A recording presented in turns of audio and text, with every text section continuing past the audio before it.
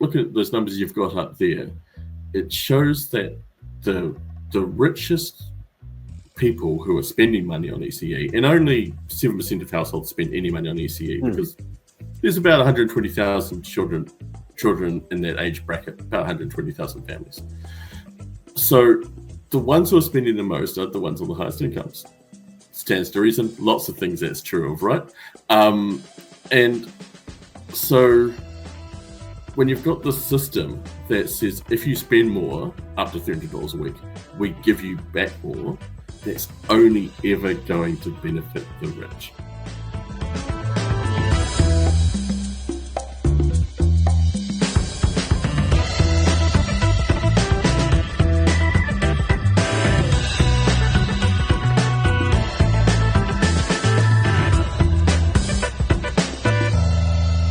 Kia ora koutou, and a warm welcome to episode 13 of Locked Out with Craig Renney. By day, I'm the economist and director of policy for the New Zealand Council of Trade Unions. But by night, this podcast looks at the numbers in New Zealand and asks the hard questions so that you can too. We hope that you're enjoying the show and what we do here at Locked Out. If you like the analysis that you hear in the show and think others would too, then recommend us to your friends or even your enemies. Also, give us a recommendation wherever you get your podcasts. It really helps get the word out. Here at Locked Out, we're always interested in what our viewers and listeners want to know. If it's making you say, did the Reserve Bank really forecast we're now heading back into recession?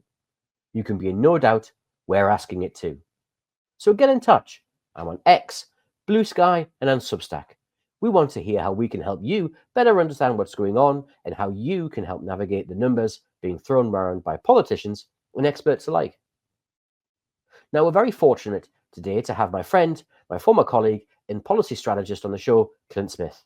Regular BHN viewers will know Clint from his contributions to the main BHN show, and many of you may know Clint from his very active Twitter page, where he regularly points out what's really happening with government policy.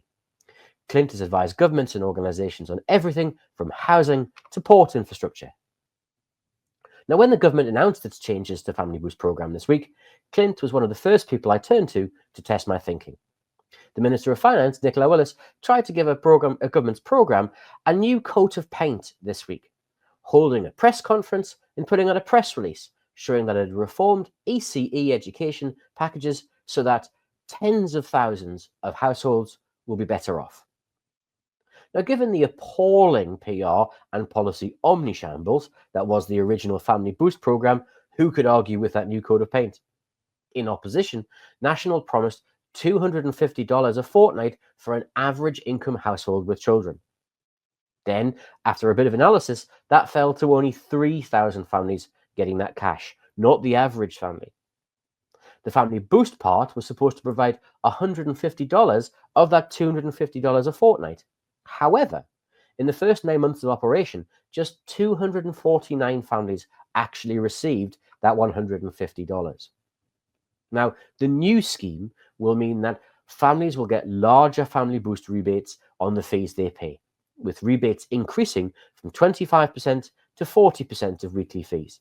And those with household incomes of up to $229,000 will be able to apply. But a quick skim of that made me go, well, hang on, there are some choices being made here. Now let's have a look at what's really happened with Clint now. Clint, thank you so much for joining us on the Locked Out show today. We're here obviously to talk about the FamilyBoost programme. First question, obvious question, what do you think the government was trying to do? What was it trying to propose with its FamilyBoost changes announced this week? Well, I think the problem they faced is that FamilyBoost, as it was first implemented, hadn't been working. It had only delivered money to a fraction of the people that it was originally intended to do, and they were getting less on average than was expected. The government had tried to sort of blame that on Treasury, saying that they'd got their analysis wrong on how many people were out there. But it also seems that a lot of people just aren't going to the effort of following the rather complex process to try and get the money. And so they were left in the slightly embarrassing situation of having asked Parliament for too much money for this program and not being able to spend it. And at this budget, they didn't reduce that amount. So they're trying to get the money out the door any way they can, it seems. So we've seen, the government's proposal. So if we go to slide 1, we can see that its proposal is essentially to lift and to extend the support. And this chart shows you the new maximum amounts of money that can be claimed by households under the old settings and then under the new settings. And what you can see is that the new settings are clearly more generous at each income level, but also extend further so that households up to $229,000 can now claim some money, for that. Why have they done this? Do you have any understanding or any thinking about sort of why they've extended both the amounts and the households that can claim? So I guess having designed the FamilyBoost system the way they did, and we can talk later about the wisdom of that, as a system of you spend money at ECE, then you can come back to the government and claim some of that back. That's the basic way they've designed it. They originally said you can have 25% of the money you spend back, and we're going to have that start to abate, start to decrease once your income is over 140,000 at a given rate, I think 9.75%. So how do you spend more money if you found that people aren't taking up the policy as much as you'd hoped? People maybe don't find it very easy to access, or they can't be bothered getting $5 because a lot of people actually spend not much on ECE. How do you make it more attractive? How do you get more money out the door?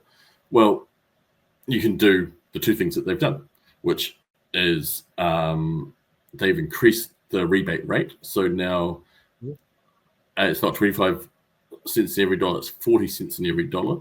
And you can slow the rate of abatement so that after $140,000, you no longer lose 9.75 cents in every dollar, it's only 7 cents. And that's why on the graph you showed, now very high incomes are able to get some of this FamilyBoost.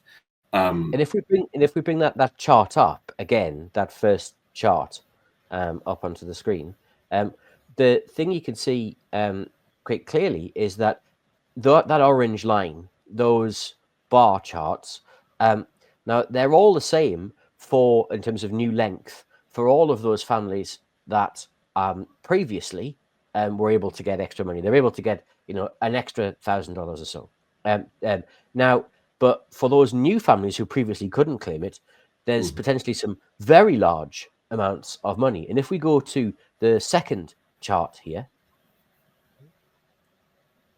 we can see the effect of that, which essentially is to show that for those new families, those families that are in approximately the top 10% of households by income, which is around $180,000, they're suddenly making much larger amounts of new income out of this scheme, and they're essentially the big winners out of this program in a way that others aren't. Is there any policy reason or any kind of economic reason why you would think they will be doing that? It's kind of a mathematical inevitability if you're not prepared to look at the fundamentals of the policy. If all you're going to do is change the parameters of the policy that you have to make it try and get more money out the door by doing the same thing, then the people that are going to benefit are those with higher incomes, because that, as the graph shows, they're the ones who previously weren't getting as much. And now suddenly FamilyBoost is open to them. And so the distributional impacts of this change, leaving aside the fact that FamilyBoost from the get-go has favored the well-off, the impacts of these changes are heavily concentrated on the well-off, because there are people who were previously getting nothing, now getting thousands of dollars a year, and these are people who already had high incomes.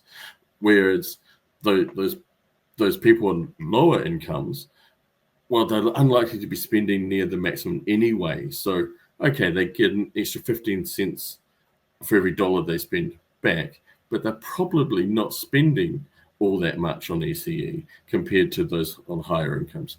So this really seems to me to be driven by a political need to make FamilyBoost work. Without going back and saying, hey, should we consider the fundamentals of this here? It's been long enough, Craig, that I can relate to something that was a bit scarring for me in my time in politics, in the Beehive, which was KiwiBuild. Now, I was the housing minister's advisor for part of that period, and actually, when I left Parliament, I worked as KiwiBuild's comms manager. And while the government build program, 27,000 houses in 6 years, delivered hugely, KiwiBuild obviously didn't. And that was due to some poor design choices that were kind of made quite early on.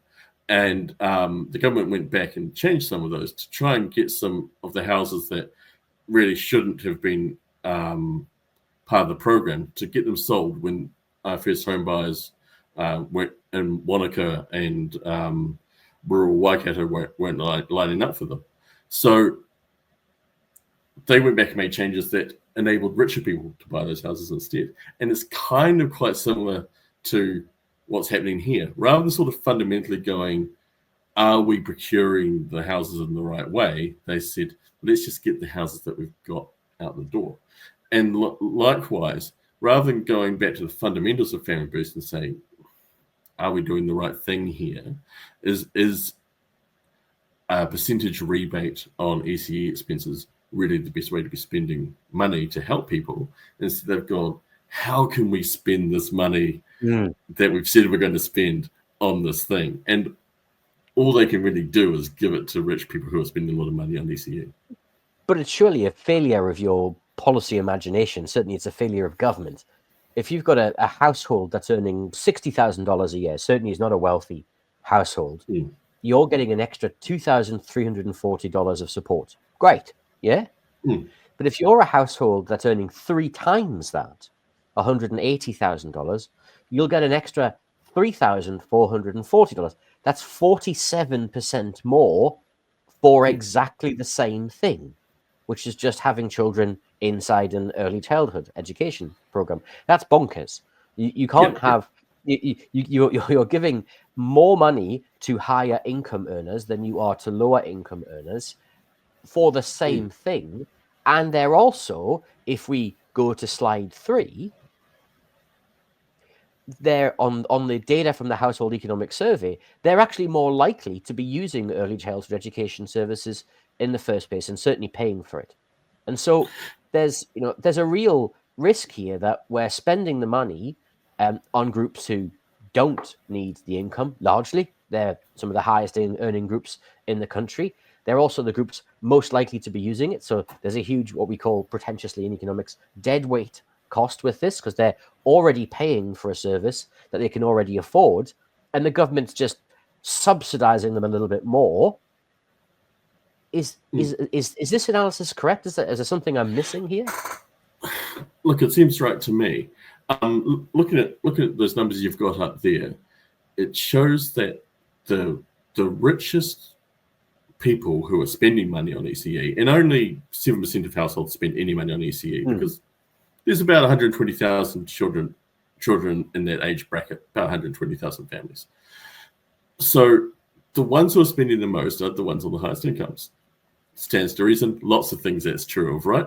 And so when you've got this system that says if you spend more, up to $300 a week, we give you back more, and nearly no one spends $300 a week.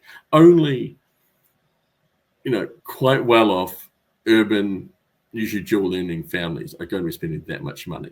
Most families are spending a lot more, a lot less, as their stats show. The average family that spends any money on ECE is only spending $100 a week. Even in the highest decile, the average family that spends money on ECE is only spent $165 a week. So you've designed the system that effectively says you spend more on ECE, we give you more. That's only ever going to benefit the rich. And it's exactly what we see. So yeah, it's a fundamental lack of, and like you say, the second round of changes are only making that worse because they're extending the available money to people on higher incomes 3 times more, the maximum amount 3 times more to those 180,000 compared to 60,000. So Bill English used to talk about additionality, right? If you're going to be spending some money, you want something to happen as a result of it. What is happening as a result of giving this money to wealthy families who are already spending a lot of money on ECE? What is the change in behavior that results from this? Hard to see, right? Like these are not families who are saying, if only I got 40% of my ECE costs back, I'll put Timmy into ECE more. You know, so what? And it's not boost the capacity of the system either. So it's what it's intended to do. Then, if it's not to improve or increase ECE use, is to put money into people's pockets. Which, okay, you might want to do that as a policy choice. But then why use a mechanism that only applies to 7% of households and most strongly applies to those households who have the highest incomes? Okay. It seems to me slightly crazy that we have a scheme now that gives more income to higher income households. Those higher income households also access ECE more because, as we know, they can afford to access ECE more, so they're winning twice over. It does. There's nothing in this scheme that does anything to improve or to expand early childhood education provision around the country. There's nothing in this scheme to support the pay equity needs of the sector or the pay parity needs of the sector. There's nothing in this refresh that actually makes the scheme easier to access, because many of the households haven't been accessing the money because you have to save the receipts, you have to pay for it quarterly, you have to access it via IRD, via receipts, and it's an absolute schmozzle to get the money back. This seems to me to be a refresh which is intensely political rather than policy based or economically based. Is that something you'd agree with, or do you see something else here? Yeah, I think one of the interesting things is that, an economist, and not to disrespect your profession too much, would look at the process of claiming this money and say, look, that it's not too much, right? You collect some receipts, you give it to IRD, you get your money. Hey, and as a return on time invested, worthwhile. But these frictions in policies, the lived experience of these things is that it really does decrease the amount of uptake you get. And nothing in these changes fixes that. Nicola Willis talked about some kind of automation, but who knows how that will happen. Now I have some family who's involved in Play Centre, and even this policy has put a lot of administrative burden on them. How you would do it in an automatic way for the families so that they get the money, putting all that administrative burden onto the ECE centres, I don't know how it would work. So that means that a change has been made here that's going to give a lot of money to high-income families, but isn't going to fix the fundamental about low uptake. So, and that's just viewing this as a device to give money to people, just a form of tax cut, really, which again, strange form of tax cut, because why would you target your tax cut specifically at 7% of families?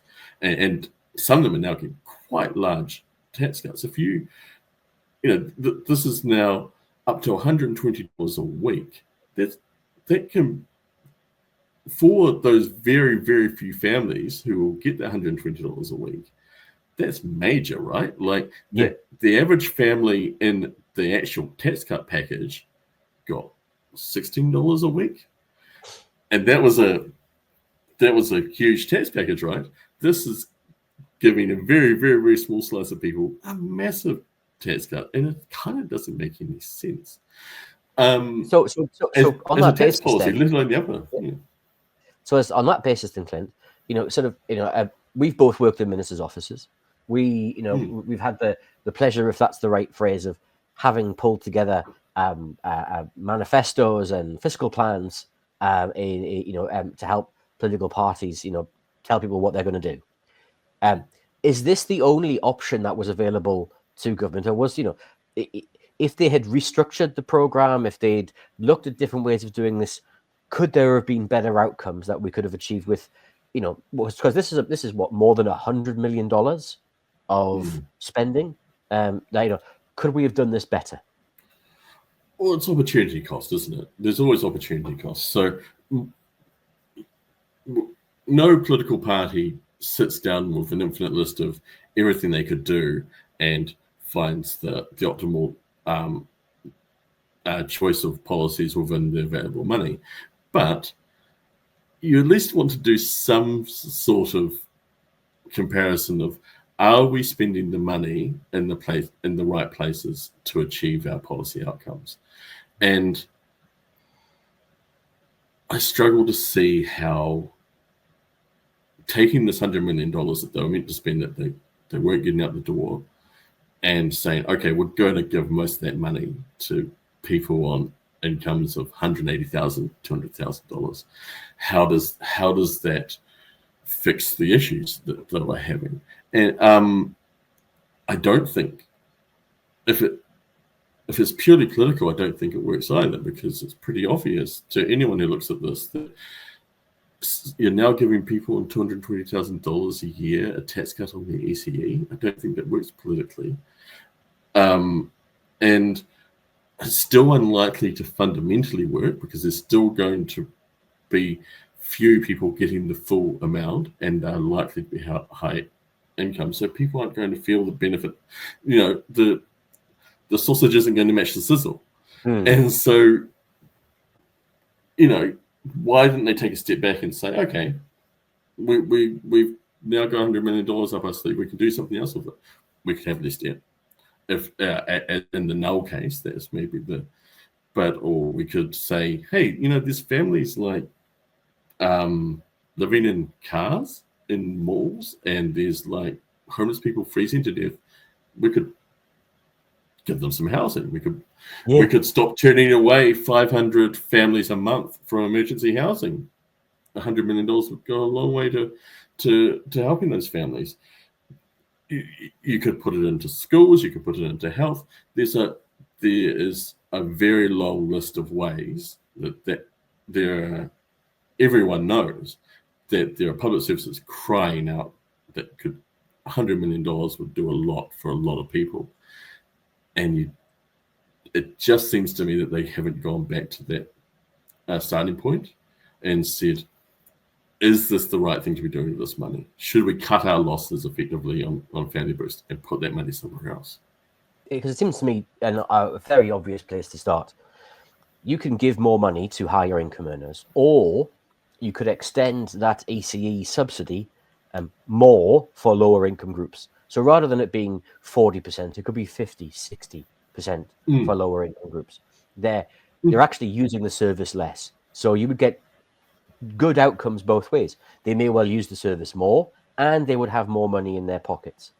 Because these are low income groups anyway, every dollar that they're getting is very valuable to them and makes a real difference.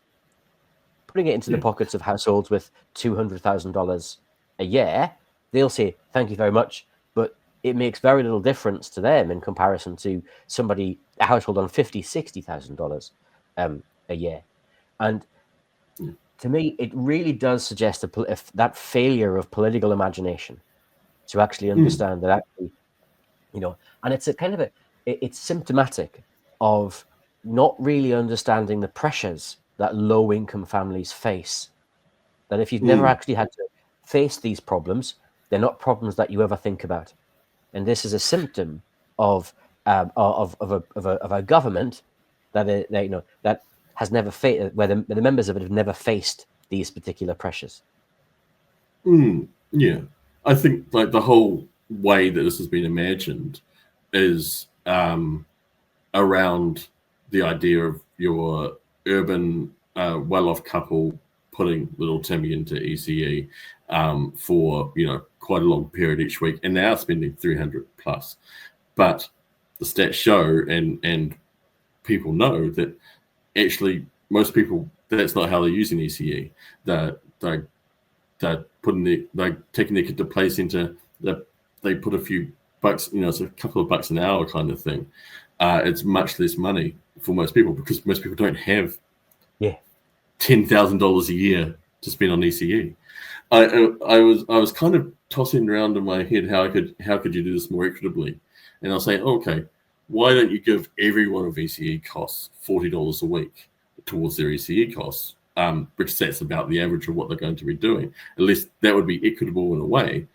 But then why not just increase the ECE subsidies? Because already it gets you back to the fundamental point. Like, why are we using ECE expenditure as a mechanism to give families a tax cut?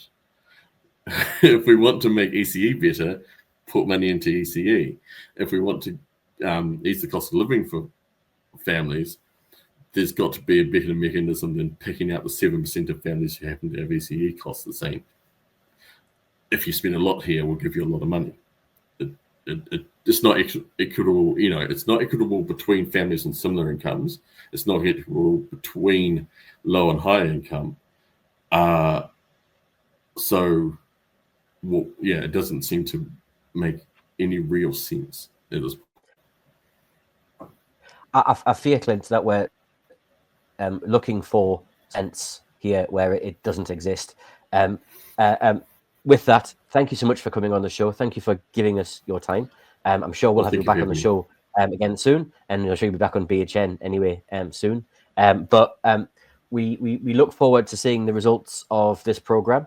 And if it's anything like the program to date, in 9 months' time, we'll be back here talking about the next coat of paint on the FamilyBoost program and how they're going to be spending even more money. So thank you, and we'll look forward to seeing you soon. Well, thanks a lot, Craig. Thanks for having me. Now for the section of the show where we look at the numbers making the headlines in New Zealand. The Reserve Bank this week decided to hold interest rates where they are, despite a stalling economy and higher unemployment. Now, why did it do that? Essentially, the bank is a bit worried that inflation's a bit high at the moment, 2.6%. It seems to be heading higher. Food price inflation is 4.4%. And so therefore, cutting interest rates might lead to higher inflation in the future, despite the fact the economy isn't growing so well. So we're all going to suffer because that laser-like focus on the cost of living has unfortunately failed to go to Specsavers. Now, secondly, the Reserve Bank has also forecast that the economy is now contracting again.